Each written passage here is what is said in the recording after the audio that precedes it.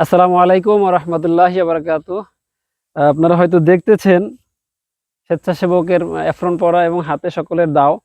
মানে হলো আমরা বাংলাদেশ জামাত ইসলামী ২ নং মগর ইউনিয়নের পক্ষ থেকে আজকে এই যে রাস্তাটা আমাদের ২ নং মগর ইউনিয়ন থেকে ইউনিয়ন পরিষদ থেকে শিমুলতলা এই রাস্তাটা খালপাড় রোড।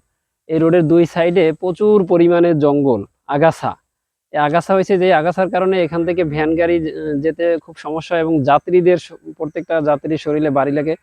তাছাড়াও রাস্তার যেখানে বাঁক আছে ওই বাঁক থেকে ওপাশ থেকে কিছু আসলে সেটা দেখা যায় না। এই যার কারণে আজকে বাংলাদেশ জামাত ইসলামীর পক্ষ থেকে আমরা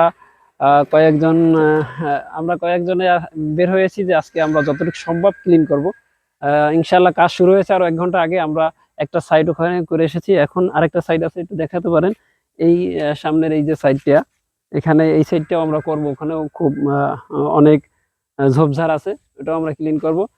তো যাই হোক, আল্লাহর হাবিব জনাবে মোহাম্মদ রাসূলুল্লাহ সাল্লাল্লাহু আলাইহি সাল্লাম উনি ওনার ৪০ বছর নবুয়তের আগের জিন্দেগি যখন ইসলামের দাওয়াত ছিল না, তখন তার কাজ ছিল শুধু সামাজিক কাজ।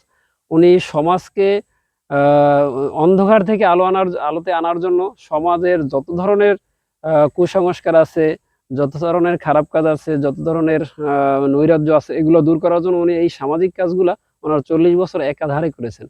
পরবর্তীতে নবুয়তের পরেও তিনি নবুয়তের কাজের পাশাপাশি এই সামাজিক কাজ করেছেন। এজন্য আমরা এই সামাজিক কাজ যদি আমরা একটু গুরুত্ব দিই, সমাজের প্রত্যেকটা মানুষের উচিত যে এই সামাজিক কাজে গুরুত্ব দেওয়া। সামাজিক কাজে গুরুত্ব দিলে আমাদের সমাজ সুন্দর হবে। আমাদের সমাজ সংস্কারের জন্য আমরাই যথেষ্ট। যদি আমরা একটু সামাজিক কাজে সবাই একটু কন্ট্রিবিউশন করি। তো আমার পক্ষ থেকে সকলকে আমার এলাকাবাসী ২ নং মগর ইউনিয়ন সহ তথা সারা বাংলাদেশের দেশবাসীর কাছে আমার একটা আবেদন থাকবে যে আপনারা সকলেই সামাজিক কাজে আগাই আসেন, তাহলে আমাদের সমাজ সুন্দর হবে। আসসালামু আলাইকুম।